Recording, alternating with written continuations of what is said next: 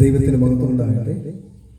ക്രിസ്തുവിൽ എളിയവനെ എനിക്ക് ദൈവം വെളിപ്പെടുത്തി തന്ന സത്യവചനങ്ങളെ പ്രസ്താവിക്കുവാൻ അവസരം തന്ന ദൈവത്തിന് മഹത്വം. സത്യവചനങ്ങൾ കേൾക്കാൻ ആഗ്രഹിച്ചിരിക്കുന്ന നിങ്ങൾക്കെൻ്റെ സ്നേഹമുള്ള ദൈവത്തിന് മഹത്വം ഉണ്ടാകട്ടെ. അനേക വിശ്വാസികളുടെ സംശയം എല്ലാ സഭകളിലും പറഞ്ഞു പഠിപ്പിക്കുന്നത് ഇസ്രായേലിലെ യെരൂശലേം പള്ളി പൂർത്തിയാകുമ്പോൾ യേശു വരുമെന്നാണ്. അനേക വിശ്വാസികളുടെ പ്രത്യാശ അതാണ്. എപ്പോഴാണ് ആ യെരൂശലേം പള്ളി പൂർത്തിയാകുന്നത്? അപ്പോൾ യേശു വരുമല്ലോ. ദൈവത്തിന് മഹത്വമുണ്ടാകട്ടെ. സത്യം ദൈവം വെളിപ്പെടുത്തുന്നതിലൂടെ നമുക്ക് മനസ്സിലാക്കാൻ ശ്രമിക്കാം. ദൈവം സഹായിക്കട്ടെ. വിശ്വാസികളെല്ലാം യെരൂശലേം പള്ളിയെക്കുറിച്ച് മഹത്വമായി പറയുകയാണ്. ദൈവത്തിന്റെ സാന്നിധ്യമുള്ളതാണ് യെരൂശലേം പള്ളി. ഭൂമിയിലെ ഏറ്റവും വലിയ വിശുദ്ധ സ്ഥലമാണ്. എന്നാൽ ഈ യെരൂശലേമിനെ കുറിച്ച് നമ്മുടെ കർത്താവായ യേശു ക്രിസ്തു ശമരിയ സ്ത്രീയോട് പറഞ്ഞത് നമുക്ക് ആദ്യം ശ്രദ്ധിക്കാം. യോഹന്നാന്റെ സുവിശേഷം 4-ാം അധ്യായത്തിന്റെ 21-ാം വാക്യം. യേശു അവളോട് പറഞ്ഞത്, സ്ത്രീയെ എന്റെ വാക്ക് വിശ്വസിക്കുക.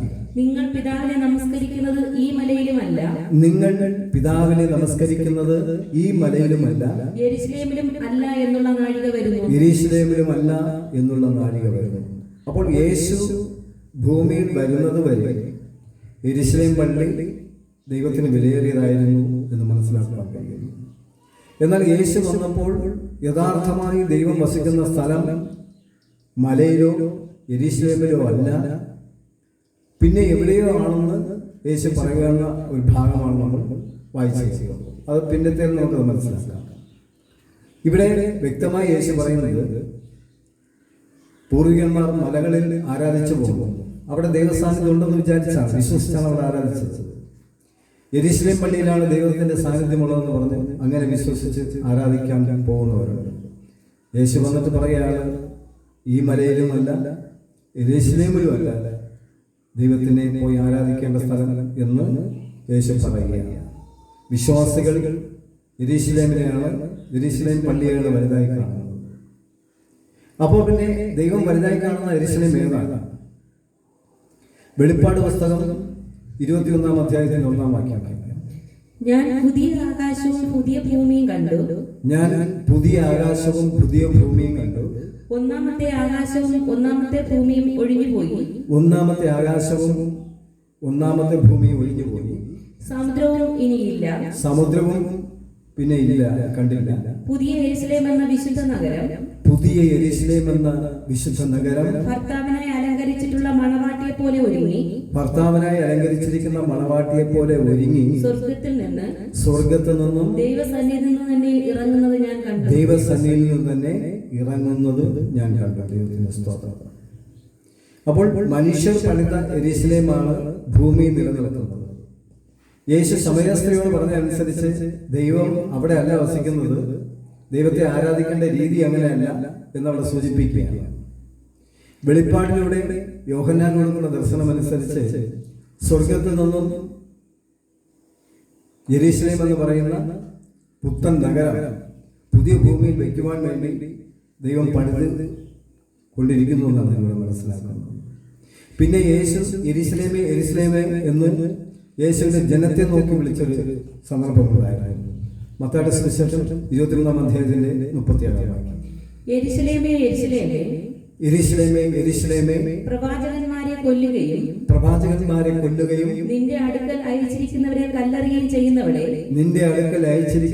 കല്ലെറിയുന്നവളെ കോഴി തന്റെ കുഞ്ഞുങ്ങളെ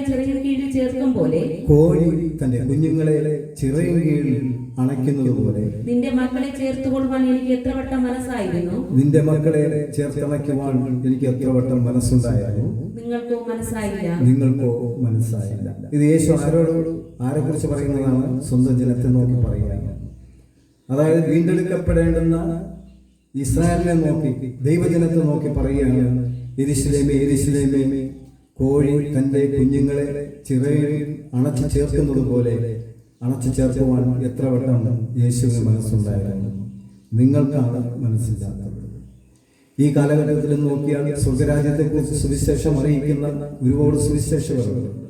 എന്നാൽ അവരുടെ വായ്മൊഴികളോ അവർ പറയുന്ന സത്യം എന്താണെന്ന് ചിന്തിക്കുവാൻ പോലും മനസ്സ് വയ്ക്കാതെ ഈ ലോകത്തിലെ സുഖസൗകര്യങ്ങൾക്ക് വേണ്ടി നെട്ടോട്ടം ഓടുന്ന വിശ്വാസികളുണ്ട്.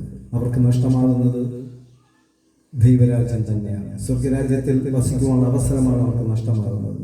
ഇവിടെ 3 യെരൂശലേമിനെ കുറിച്ച് നമ്മൾ മനസ്സിലാക്കി കഴിഞ്ഞു.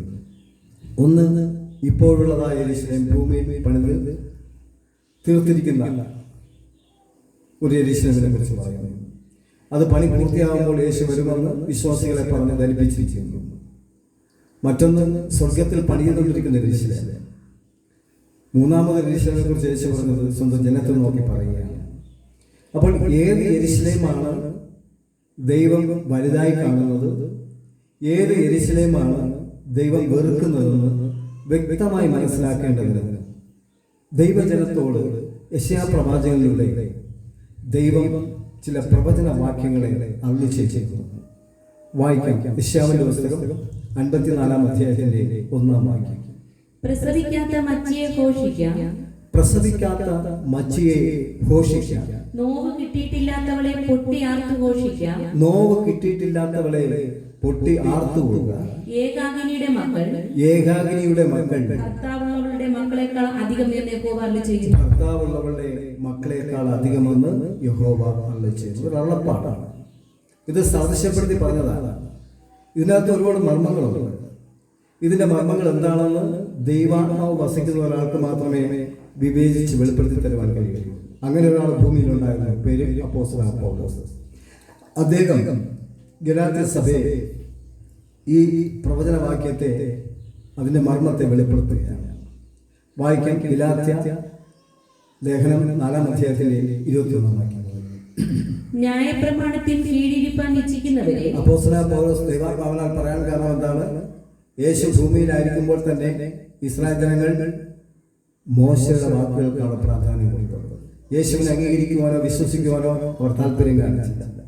യേശുവിന്റെ വായ്മൊഴികൾ കേൾക്കുവാനോ അതനുസരിക്കുവാനോ താല്പര്യം കാണിക്കാതെ ന്യായപ്രമാണത്തിനാണ് പ്രാധാന്യം കൊടുത്തത്. യേശു മരിച്ചു ഉയർത്തെഴുന്നേറ്റ് ഇത്രയും ദൈവപ്രവൃത്തികളെ വ്യക്തമായി വെളിപ്പെടുത്തിയിട്ടും ദൈവജനമെന്ന് പറയുന്നവർ യേശുവിനെ വിശ്വസിക്കുവാനോ അംഗീകരിക്കാനോ തയ്യാറായില്ല.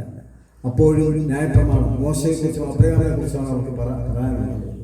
ആ സന്ദർഭത്തിൽ അതിനെ ആസ്പദമാക്കി അപ്പോസ്തലനായ പൗലോസ് പറയുകയാണ്, ന്യായപ്രമാണത്തിന് കീഴിലിരിക്കുവാൻ ഇച്ഛിക്കുന്നവരെ ന്യായപ്രമാണമാണ് അവർക്ക് വലുതെന്ന് വിശ്വസിച്ചുകൊണ്ട് അതിന് പ്രാധാന്യം കൊടുത്ത് പ്രത്യാശയോടുകൂടെ ആയിരിക്കുന്ന ജനമേ, നിങ്ങൾ ന്യായപ്രമാണം കേൾക്കുന്നില്ലയോ? നിങ്ങൾ ന്യായപ്രമാണം കേൾക്കുന്നില്ലയോ? ന്യായപ്രമാണം, ക്രിസ്തുവിന് മുമ്പുള്ള പ്രമാണങ്ങളും ദൈവപ്രവൃത്തികളും നിങ്ങൾ അറിയുന്നില്ലയോ, കേൾക്കുന്നില്ലയോ? എന്നോട് പറയുന്നു. എന്നോട് പറഞ്ഞു. അബ്രഹാമിന് 2 പുത്രന്മാരുണ്ടായിരുന്നു. അബ്രഹാമിന് 2 പുത്രന്മാരുണ്ടായിരുന്നു. ഒരുവൻ ദാസി പ്രസവിച്ചവൻ, ഒരുവൻ ദാസി പ്രസവിച്ചവൻ. അറിയാലോ ദാസി ആരാണെന്ന് നമുക്ക് എല്ലാവർക്കും അറിയാം. ഒരുവൻ ദാസി പ്രസവിച്ചവൻ, ഒരുവൻ സ്വതന്ത്രം പ്രസവിച്ചവൻ എന്ന് എഴുതിയിരിക്കുന്നുവല്ലോ. ഒരുവൻ സ്വതന്ത്ര പ്രസവിച്ചവളെന്ന് എഴുതിയിരിക്കുന്നുവല്ലോ. ന്യായപ്രമാണത്തിൽ എഴുതിയിരിക്കുന്നുവല്ലോ. അബ്രഹാമിന് 2 മക്കളുണ്ട്. ഒന്ന് ദാസിയുടെ മകനും ഒന്ന് സ്വതന്ത്രം എന്ന് പറഞ്ഞാൽ യഥാർത്ഥ ഭാര്യയുടെ മകൻ. അറിയാം, സാറയുടെ മകൻ. ദാസിയുടെ മകൻ ജഡപ്രകാരവും, ദാസിയുടെ മകൻ ജഡപ്രകാരം, സ്വതന്ത്രയുടെ മകനോ വാഗ്ദത്തത്താലും ജനിച്ചിരുന്നു. സ്വതന്ത്രയുടെ മകനോ വാഗ്ദത്തത്താലും ജനിച്ചിരിക്കുന്നു. അതായത് നമ്മൾ വിശദമായി മനസ്സിലാക്കുക, വാഗ്ദത്ത പ്രകാരം ജനിച്ചത് ഇസഹാക്കാണ്. അത് സാറയുടെ മകൻ. ജഡപ്രകാരം എന്ന് പറഞ്ഞാൽ സാറയുടെ താല്പര്യം കൊണ്ട് ഹാഗറിലൂടെ ജനിച്ചൊരു മകനാണ് ഇസ്മായിൽ. നമുക്കറിയാം, അത് ജഡപ്രകാരം ജനിച്ചതാണ്. അങ്ങനെ ജഡപ്രകാരം ജനിച്ചൊരു മകനുണ്ട് അബ്രഹാമിന്. വാഗ്ദത്ത പ്രകാരം ദൈവം മുൻകൂട്ടി അറിയിച്ചതിന് ശേഷം ജനിച്ച വാഗ്ദത്ത പുത്രനായ ഒരു മകനുണ്ട്, ഇസ്ഹാക്ക്. ഇസ്മായിലും ഇസ്ഹാക്കും. ഇത് സാദൃശ്യമാകുന്നു. ഇത് എന്തിനെയോ സാദൃശ്യപ്പെടുത്തിയാണ് പ്രവാചകൻ പ്രവചിച്ചെന്ന്. എന്താണ് നോക്കാം. ഈ സ്ത്രീകൾ 2 നിയമങ്ങളത്രേ. ഈ സ്ത്രീകൾ ഭൂമിയിൽ ദൈവം വെച്ചിരിക്കുന്ന 2 നിയമങ്ങളത്രേ. ഒന്ന് സീനായി മലയിൽ നിന്നുണ്ടായി, ഒന്ന് സീനായി മലയിൽ നിന്നുണ്ടായി. ഇത് പലരും സംശയം ചോദിക്കുന്നത്, രണ്ടും അബ്രഹാമിന്റെ മക്കൾ തന്നെ അല്ലയോ പിന്നെ എന്തിനാണ് രണ്ട് വേർതിരിവ് എന്നുള്ള സംശയങ്ങൾ പലർക്കും ഉണ്ട്. ഉൽപ്പത്തി പുസ്തകം 21-ാം അധ്യായത്തിന്റെ 9 മുതൽ വായിക്കുമ്പോൾ വിശദമായിട്ട് മനസ്സിലാക്കുവാൻ കഴിയും. മിസ്രൈം ദാസി ഹാഗർ അബ്രഹാമിന് പ്രസവിച്ച മകൻ പരിഹാസി എന്ന് സാറ കണ്ട അബ്രഹാമിനോട്, അതായത് അപ്പോൾ സാറയ്ക്ക് മകൻ ജനിച്ചിരുന്നില്ല. സാറ മുഖാന്തരം സാറയുടെ ദാസിയായ ഹാഗറാണ് അബ്രഹാമിൽ നിന്നും ഒരു മകൻ ജനിപ്പിച്ചത്. അത് ഇസ്മായിലാണ്. അതുകൊണ്ട് സാറയ്ക്ക് പരിഹാസം തോന്നിയെന്ന് മനസ്സിലാക്കിയിട്ട് അബ്രഹാമിനോട് ഈ ദാസിയെ മകനെ പുറത്താക്കി കളയുക. ഈ ദാസിയുടെ മകൻ എന്റെ മകൻ ഇസ്ഹാക്കിനോടുകൂടെ അവകാശിയാകരുത് എന്ന് പറഞ്ഞു. തന്റെ മകൻ നിമിത്തം ഈ കാര്യം അബ്രഹാമിന് അനിഷ്ടമായി. അപ്പോൾ തന്റെ മകൻ നിമിത്തം, ഇസ്മായിൽ നിമിത്തം അബ്രഹാമിന് അനിഷ്ടമായി, മനസ്സിൽ വിഷമം തോന്നി. എന്നാൽ ദൈവം അബ്രഹാമിനോട് പറഞ്ഞത്, ബാലന്റെ നിമിത്തവും ദാസിയുടെ നിമിത്തവും നിനക്ക് അനിഷ്ടം തോന്നരുത്. സാറ നിന്നോട് പറഞ്ഞതിലൊക്കെയും അവളുടെ വാക്ക് കേൾക്കുക എന്ന് പറഞ്ഞാൽ ഭാര്യയുടെ വാക്ക് കേൾക്കുക എന്നല്ല. സ്വന്തം മകനെ കുറിച്ച് അബ്രഹാം വ്യസനപ്പെട്ടപ്പോൾ സാറ എടുത്ത തീരുമാനം ദൈവഹിതമായിരുന്നു എന്നാണ് അർത്ഥം വരുന്നത്. പലരും ഇതിനെ വ്യാഖ്യാനിക്കാം, ഭാര്യയുടെ വാക്കും കേൾക്കണം കേട്ടോ എന്നൊക്കെ പറയുന്നത്. അങ്ങനെയല്ല. അതായത് സാറ എടുത്ത തീരുമാനം ദൈവഹിതമായിരുന്നു. വ്യക്തമായി പറഞ്ഞാൽ ദൈവഹിതമാണ് സാറയുടെ തീരുമാനം. അറിഞ്ഞോ അറിയാതെ എടുത്ത തീരുമാനം ദൈവഹിതമായിരുന്നു. ഇസ്ഹാക്കിൽ നിന്നുള്ളവരല്ലോ നിന്റെ സാക്ഷാത് സന്തതി എന്ന് വിളിക്കപ്പെടുന്നത്. മുൻകൂട്ടി പ്രവചിച്ചതനുസരിച്ച്, അള്ളപ്പാട് കൊടുത്തതനുസരിച്ച്, വാഗ്ദത്ത പ്രകാരം മുൻകൂട്ടി അറിയിച്ച പ്രകാരം ഇസ്ഹാക്കിന്റെ സന്തതികളാണ് അനുഗ്രഹിക്കപ്പെടേണ്ടത്, വാഗ്ദത്ത സന്തതികളാകേണ്ടത്. അതുകൊണ്ട് സാറ പറയുന്നത് കേൾക്കുക. ദാസിയുടെ മകനെയും ഞാനൊരു ജാതിയാക്കും. മാത്രമല്ല ദാസിയുടെ മകനെയും ഞാനൊരു വലിയ ജാതിയാക്കും. അവൾ നിന്റെ സന്തതിയല്ലോ എന്ന് അരുളി ചെയ്തു. അപ്പോൾ ഇതിലൂടെ നമ്മൾ മനസ്സിലാക്കിയത് അബ്രഹാമിന് 2 മക്കൾ ജനിക്കും. ഒന്ന് ഇസ്മായിൽ, ഒന്ന് ഇസ്ഹാക്ക്. ഇവ രണ്ടും വലിയൊരു ജാതിയായി തീരും. എന്ന് പറഞ്ഞാൽ ഭൂമിയിൽ അനേക ജനപദങ്ങൾ ഇവരിൽ നിന്നും ഉത്ഭവിക്കുന്നതാണ്. തുടർന്ന് ഗലാത്യ ലേഖനം വായിക്കാം. ഈ സ്ത്രീകൾ 2 നിയമങ്ങളത്രേ. അപ്പോൾ രണ്ട് മക്കളിലൂടെ അനേക ജനങ്ങൾ ഭൂമിയിൽ നിറയുമെന്ന് ദൈവം ചെയ്തു. ഇസ്മായിലിനെ ഒരു ജാതിയാക്കും, ഇസ്ഹാക്കിനെ ഒരു ജാതിയാക്കും. 2 ജാതിയായി ഭൂമിയിൽ നിരക്കുമെന്നാണ്, അതായത് ഭൂമിയിൽ ഒരുപാട് വ്യാപിക്കുമെന്നാണ് പറഞ്ഞതല്ല. ഇവ 2 സ്ത്രീകൾ നിയമമാകുന്നു. ഒന്ന് സീനായി മലയിൽ നിന്നുണ്ടായി അടിമകളെ പ്രസവിക്കുന്നു. അത് ഹാഗർ. അപ്പോൾ ജഡപ്രകാരം ജനിച്ച സന്തതികൾ അടിമകളാണ് എന്ന് പറഞ്ഞാൽ ആത്മീയമായിട്ട് യാതൊരു ബന്ധവും അവർക്ക് ഇല്ല. ദൈവവിഷയത്തെ സംബന്ധിച്ച് ദൈവത്തിന് അവരിൽ ഒന്നും ചെയ്തെടുക്കുവാൻ കഴിയുന്നില്ല. ഇന്നത്തെ കാലഘട്ടത്തിൽ അതുപോലെയാണ്. ഭൗതിക സുഖ സൗകര്യങ്ങൾക്ക് വേണ്ടി വിശ്വാസികൾ പള്ളിയിൽ പോകുന്നു, പാടുന്നു, ആരാധിക്കുന്നു, ദശാംശം കൊടുക്കുന്നു, കാണിക്ക കൊടുക്കുന്നു. അത് ഭൗതികമായ ജഡീയമായ വിഷയങ്ങളായിട്ട് തന്നെയാണ് നിലനിൽക്കുന്നത്. അതിൽ ദൈവത്തെ പ്രസാദിക്കുവാനോ പ്രവർത്തിക്കുവാനോ കഴിയുന്നില്ല. ആത്മീയമായി ദൈവരാജ്യത്തെ സംബന്ധിച്ച് അതിന്മേലൊരു പ്രവൃത്തി ചെയ്യാൻ ദൈവത്തിന് കഴിയില്ല എന്നും കൂടെ മനസ്സിലാക്കുക. ഹാഗർ എന്നത് അറബി ദേശത്ത് സീനായി മലയെ കുറിക്കുന്നു. ഹാഗർ എന്ന് പറയുന്നത് അറബി ദേശത്ത് സീനായി മലയെ കാണിക്കുന്നു. അത് ഇപ്പോഴത്തെ യെരുശലേമിനോട് ഒക്കുന്നു. അപ്പോൾ ഇപ്പോഴത്തെ യെരുശലേം അടിമയാണ്. അതിൽ ദൈവത്തിന് പ്രസാദിക്കുവാൻ കഴിയുന്നില്ല. അപ്പോൾ ഇവിടെ നമ്മൾ വിശ്വാസികൾ പറയുന്നത് യെരുശലേം പൂർത്തിയാകുമ്പോൾ യേശു വരുമെന്നാണ്. അപ്പോൾ ഏത് യെരുശലേം എന്ന് വിശ്വാസികൾക്ക് തിരിച്ചറിയാൻ കഴിയില്ല. ഈ ഭൂമിയിലെ യെരുശലേം പള്ളിയുടെ പണി പൂർത്തിയാകുമ്പോൾ യേശു വരുമെന്നാണ് പലരും വിശ്വസിച്ചിരിക്കുന്നത്. അപ്പോൾ അങ്ങനെ വിശ്വസിച്ചിരിക്കുന്ന വിശ്വാസികൾ ഹാഗറിന്റെ സന്തതികൾക്ക് തുല്യമെന്നാണ്. ആ സത്യം മനസ്സിലാക്കുക. കാരണം അറിവില്ലായ്മയിൽ ഇരിക്കുന്നവൻ അടിമയാണ്, ഇരുട്ടിലിരിക്കുന്നവനാണ്. തുറന്നു വായിക്കാം. അത് തന്റെ മക്കളോട് അടിമയിലല്ലോ ഇരിക്കുന്നത്. മീതെയുള്ള യെരുശലേമോ സ്വതന്ത്രയാകുന്നു. അവൾ തന്നെ നമ്മുടെ അമ്മ. ദൈവത്തിന്റെ സ്തോത്രം. അപ്പോൾ 2 മക്കൾ 2 ജാതിയായി തിരിയുന്നു. ഇസ്മായിൽ അവന്റെ സന്തതികളിൽ ഒരു ജാതി, അത് ഭൂമിയിലെ വലിയ ജാതി. അതുപോലെ ഇസ്ഹാക്കും അവന്റെ സന്തതികൾ ഭൂമിയിലെ വലിയ ജാതി. അപ്പോൾ ഹാഗറിന്റെ സന്തതികൾ ഇപ്പോഴത്തെ യെരൂശലേമിനെ പോലെ ഇരിക്കുന്നു. ദൈവത്തിന് പ്രസാദിക്കാൻ കഴിയുന്നില്ല. അപ്പോൾ മീതെയുള്ള യെരൂശലേം ആരാണ്? സ്വതന്ത്രയുടെ മക്കൾ. അപ്പോൾ സ്വതന്ത്രയുടെ മക്കൾ ആരാണ്? സ്വതന്ത്ര എന്ന് പറഞ്ഞിരിക്കുന്നത് സാറയാണ്. ഹാഗറിനെ നമുക്കറിയാലോ ദാസിയാണ്. അങ്ങനെ ദാസിയുടെ മകനായ ഇസ്മായിൽ നിന്നും ഒരു ജാതി ഉത്ഭവിക്കുന്നു. സ്വതന്ത്ര സാറയുടെ മകനിൽ നിന്നും വേറൊരു ജാതി ഉത്ഭവിക്കുന്നു. ഇവ രണ്ട് ഭൂമിയിൽ പരക്കും. പ്രസവിക്കാത്ത മച്ചിയെ ആനന്ദിക്കുക. ഇനി പ്രവചനത്തെ ഉദ്ധരിക്കുകയാണ്. പ്രസവിക്കാത്ത മച്ചിയെ ആനന്ദിക്കുക.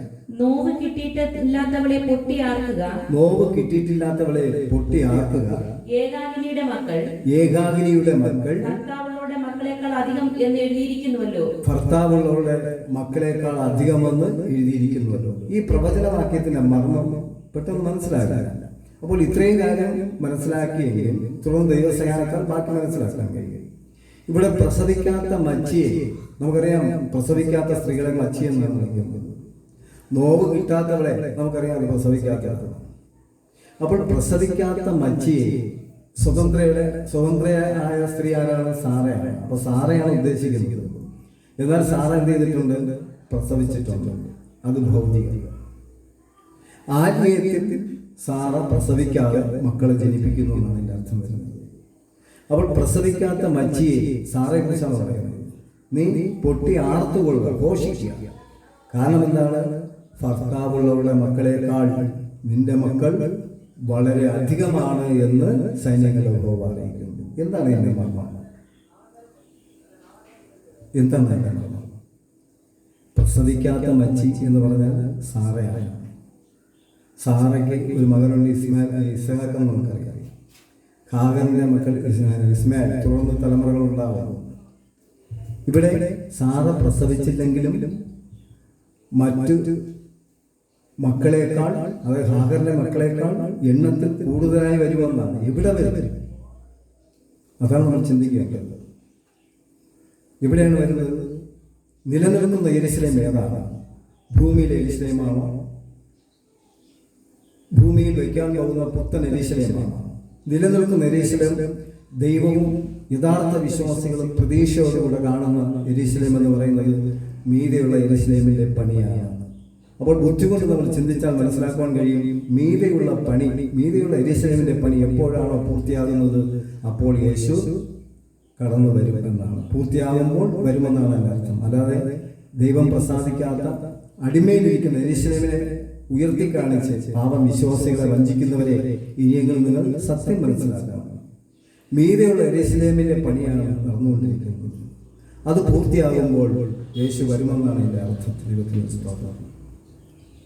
അപ്പോൾ സാറയുടെ മക്കൾ എന്ന് പറയുന്നത് ഹാഗറിന്റെ മക്കളെക്കാൾ അത് അവിടെ ആത്മീയ അർത്ഥം എന്ന് പറയുന്നത് ഭൗതികമായിട്ടല്ല ഇത് അർത്ഥമാക്കേണ്ടത്.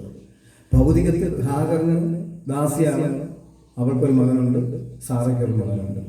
ആത്മീയമായ എന്ന് പറഞ്ഞാൽ ഈ ഭൂമിയിൽ 1000 പേരുണ്ടെങ്കിൽ അതിൽ 3/4 ആൾക്കാരും ഹാഗറിന്റെ സന്തതികൾക്ക് തുല്യമായിരിക്കും. എന്ന് പറഞ്ഞാൽ ദൈവത്തിനടുത്ത് ദൈവത്തിന്റെ രാജ്യത്തിലേക്ക് കൊണ്ടുവരാൻ പറ്റാത്ത മനുഷ്യരാണ് കൂടുതലുള്ളത്. അപ്പോൾ കുറച്ചു പേരായിരിക്കും സാറയ്ക്കുള്ള മക്കൾ. സാറ പ്രസവിച്ചില്ലെങ്കിലും സാറയുടെ മകനായി തീരും. ഇപ്പോൾ എനിക്ക് ലഭിച്ചിരിക്കുന്ന അറിവനുസരിച്ച് ഞാൻ സാറയുടെ മകനാണ്, അബ്രഹാമിന്റെ മകനാണ്. പക്ഷെ സാറ എന്നെ പ്രസവിച്ചതല്ല. ഇതാണ് മനസ്സിലാക്കേണ്ടത്. അപ്പോൾ പ്രസവിച്ചിട്ടില്ലെങ്കിലും സാറയ്ക്ക് ഒരുപാട് മക്കളുണ്ടാവുകയാണ്. അതെങ്ങനെയാണ്? അതാണ് ആത്മീയ മക്കൾ. ഗലാത്യർ 3-ാം അധ്യായത്തിന്റെ 21-ാം വാക്യം. ക്രിസ്തുവിനുള്ളവരെങ്കിലോ നിങ്ങൾ അബ്രഹാമിന്റെ സന്തതിയും വാഗ്ദത്തപ്രകാരം അവകാശികളുമാകും. ഇപ്പോൾ ഞാൻ അബ്രഹാമിന്റെ മകനാണ്, പക്ഷെ സാറ പ്രസവിച്ചിട്ടല്ല. അങ്ങനെയാണ് അർത്ഥമെടുക്കുന്നത്. പ്രസവിക്കാത്ത മച്ചിയെ സാറ നോക്കി പറയുകയാണ്, നീ പ്രസവിച്ചില്ലെങ്കിലും നിന്നിൽ അനേകം മക്കൾ ഉളവാക്കപ്പെടുകയാണ്. ആ മക്കൾ എന്ന് പറയുന്നത് ജഡീയ മക്കളല്ല, ഭൂമിയിൽ യെരൂശലേമിന് വേണ്ടിയുള്ള മക്കളല്ല, മീതെയുള്ള യെരൂശലേമിന് വേണ്ടിയുള്ള മക്കളാണ്. ദൈവത്തിന്റെ സ്തോത്രം. ഹാഗറിന് ഒരുപാട് മക്കളുണ്ടെങ്കിലും ആ മക്കൾ എവിടെ എത്തുന്നില്ല? യെരൂശലേമിൽ എത്തുന്നില്ല എന്ന് പറഞ്ഞാൽ ദൈവത്തിന്റെ മുൻപാകെ എത്തുന്നില്ല. വെറുതെ ജനിച്ച് വെറുതെ നശിച്ചു പോകുമ്പോൾ അതിൽ കണക്ക് ദൈവത്തിന് എടുക്കാൻ കഴിയുന്നില്ല. അങ്ങനെ വെച്ച് നോക്കുകയാണെങ്കിൽ ഹാഗറിന്റെ മക്കളെക്കാൾ നിലനിൽക്കുന്ന മക്കൾ സാറയുടെ മക്കളാണ്. കാരണം എന്താണ്? വാഗ്ദത്ത പ്രകാരം സാറ പ്രസവിച്ചില്ലെങ്കിലും അബ്രഹാമിന്റെ സന്തതികളായി തീരുന്നു. ക്രിസ്തുവിനെ വിശ്വസിച്ചുകൊണ്ട് ക്രിസ്തുവിനെ അനുഗമിച്ചുകൊണ്ട് അനേകർ അബ്രഹാമിന്റെ സന്തതികളായി തീരുന്നു. ആ അബ്രഹാമിന്റെ സന്തതികൾക്ക് വേണ്ടിയാണ് ക്രിസ്തുവിനെ വിശ്വസിച്ച് നിത്യജീവൻ പ്രാപിക്കാൻ അർഹതയുള്ളവരാണ് മീതെയുള്ള യെരൂശലേമിനെ പണിയാൻ പോകുന്നത്. അതിൽ പണിയുന്നത് ഭൂമിയിലെ യെരൂശലേമിൽ പാർക്കുന്നവർ നശിക്കപ്പെടുന്നവരെന്നർത്ഥം. നിങ്ങൾ തന്നെ ചിന്തിച്ചു നോക്കുക. ദൈവത്തിന്റെ സ്തോത്രം. അപ്പോൾ പ്രസവിക്കാത്ത മച്ചിയെ, നോവ് കിട്ടിയിട്ടില്ലാത്തവളെ നീ ഘോഷിക്കുക, ആർക്കുക എന്ന് പറഞ്ഞാൽ നിന്നിൽ ഒരുപാട് ജനങ്ങൾ ദൈവത്തിന് കിട്ടുമ്പോൾ, ഒരുപാട് മനുഷ്യാത്മാക്കൾ ദൈവത്തിന് കിട്ടുമ്പോൾ ഹാഗറിന്റെ സന്തതിയിൽ നിന്നും ഒരെണ്ണത്തിന് പോലും ദൈവത്തിന് വേണ്ടി എടുക്കുവാൻ കഴിയുന്നില്ല. അതുകൊണ്ടാണ് ഈ പ്രവചനവാക്യം യെശയ്യാ പ്രവാചകനിലൂടെ ദൈവജനത്തെ അറിയിച്ചത്. തുടർന്ന് വായിക്കാം. നാമോ സഹോദരന്മാരെ ഇസഹാക്കിനെ പോലെ വാഗ്ദത്തത്താൽ ജനിച്ച മക്കളാകുന്നു. ഇസഹാക്കിനെ പോലെ വാഗ്ദത്ത പ്രകാരം ജനിച്ച മക്കളാകുന്നു. എന്നാൽ അന്ന് ജഡപ്രകാരം ജനിച്ചവൻ ആത്മപ്രകാരം ജനിച്ചവനെ ഉപദ്രവിച്ചതുപോലെ ആത്മീയമായി ജനിച്ചവനെ ഉപദ്രവിച്ചതുപോലെ ഇന്നും കാണുന്നു. ഒരു അടയാളമാണ്. എന്താണ് അടയാളം? യഥാർത്ഥ ദൈവജനമെങ്കിൽ എപ്പോൾ, അതായത് പുത്തൻ യെരൂശലേമിൽ പാർക്കുവാൻ വിളിക്കപ്പെട്ട് യോഗ്യതയോടുകൂടെ ജീവിക്കുന്നവരെ എപ്പോഴും പഴിച്ചും നിന്ദിച്ചും ഉപദ്രവിച്ചും മനുഷ്യരാലും നിയമപരമായി ഒക്കെ അവരെ ഉപദ്രവിച്ചുകൊണ്ടിരിക്കും. അപ്പോൾ മനസ്സിലാക്കുക, വാഗ്ദത്ത സന്തതികൾക്ക് വിരോധമായി ജഡപ്രകാരം ജനിച്ച മക്കൾ ഉപദ്രവിച്ചതുപോലെ എപ്പോഴും ഉപദ്രവിച്ചുകൊണ്ടേയിരിക്കും. അപ്പോൾ വ്യക്തമായി പറഞ്ഞാൽ ദൈവത്തിന്റെ മുൻപാകെ ദൈവം നോക്കുമ്പോൾ ഹാഗറിന്റെ മക്കൾ ഭൂമിയിൽ ഒരുപാടുണ്ടെങ്കിലും സാറയുടെ മക്കളാണ് എണ്ണത്തിൽ ദൈവസന്നിധിയിൽ വരുന്നത് എന്നർത്ഥം. വ്യക്തമായി മനസ്സിലാക്കേണ്ടത് വെളിപ്പാട് പുസ്തകം 7-ാം അധ്യായത്തിന്റെ 9-ാം വാക്യം. ഇതിന്റെ ശേഷം സകല ജാതികളിലും ഗോത്രങ്ങളിലും വംശങ്ങളിലും ഭാഷകളിൽ നിന്നും ഉള്ളതായി ആർക്കും എണ്ണിക്കൂടാത്ത ഒരു മഹാപുരുഷാരം വെള്ള നിലയങ്കി ധരിച്ച് കയ്യിൽ കുരുത്തോലയുമായി സിംഹാസനത്തിനും കുഞ്ഞാടിനും മുമ്പാകെ നിൽക്കുന്നത് ഞാൻ കണ്ടു. ദൈവത്തിന്റെ സിംഹാസനത്തിനും കുഞ്ഞാടിന്റെ മുൻപിൽ നിൽക്കുന്നത് ഞാൻ കണ്ടു. ആർക്കും എണ്ണിക്കൂടാൻ കഴിയാത്ത വിധത്തിലുള്ള സംഖ്യ. ആരാണ് അവരാരാണ്? ദൈവരാജ്യത്തിന് വേണ്ടി വിളിക്കപ്പെട്ടവർ, ഈ ലോകത്തിലെ സകല സുഖസൗകര്യങ്ങളെയും ത്യജിച്ചുകൊണ്ട് ദൈവരാജ്യത്തിന് വേണ്ടി മാത്രം ജീവിച്ചവർ. ഇനി ആ പ്രവചനം നമ്മൾ ഉള്ളുകൊണ്ട് ഗ്രഹിച്ചു നോക്കൂ. ഈ വന്നവരാരാണ്? യെരൂശലേമേ കോഴി കുഞ്ഞുങ്ങളെ ചിറകിൽ അണച്ചതുപോലെ. അപ്പോൾ ഒരു ഇസ്രായേലിനെ നോക്കിയാണ് പറഞ്ഞത് യെരൂശലേമേ. അപ്പോൾ ശരിക്കും പറഞ്ഞാൽ ഞാൻ ഒരു യെരൂശലേമാണ്. അപ്പോൾ എന്നെപ്പോലുള്ള ഒരുപാട് ആത്മാക്കളുടെ കൂട്ടമാണ് ഇവിടെ വരാൻ പോകുന്നത്, പുത്തൻ യെരൂശലേമേ. അങ്ങനെയെങ്കിൽ മൊത്തത്തിൽ ദൈവജനത്തെ ചേർത്ത് പണിയുന്നതാണ് യെരൂശലേം എന്ന് പറയുന്നത്. അല്ലാതെ ഭൂമിയിൽ നശിക്കുവാൻ പോകുന്ന യെരൂശലേമിൽ പണിയും കാത്തിരിക്കുന്ന വിശ്വാസികളെ നിങ്ങൾ അബദ്ധത്തിൽ അല്ലെങ്കിൽ അറിവില്ലായ്മയിൽ നിങ്ങൾ കുടുങ്ങിപ്പോകരുത്. മീതെയുള്ള യെരൂശലേമിൽ നിങ്ങൾ ഒരു അംഗമാണോ എന്ന് നിങ്ങൾ പരിശോധന ചെയ്യുക. ദൈവത്തിന് മഹത്വം ഉണ്ടാകട്ടെ. അപ്പോൾ ദൈവത്തിന്റെ മുൻപാകെ നശിച്ചു പോകാത്ത ആത്മാക്കളായി കടന്നു വരുന്നത് സാറയുടെ മക്കളാണ്.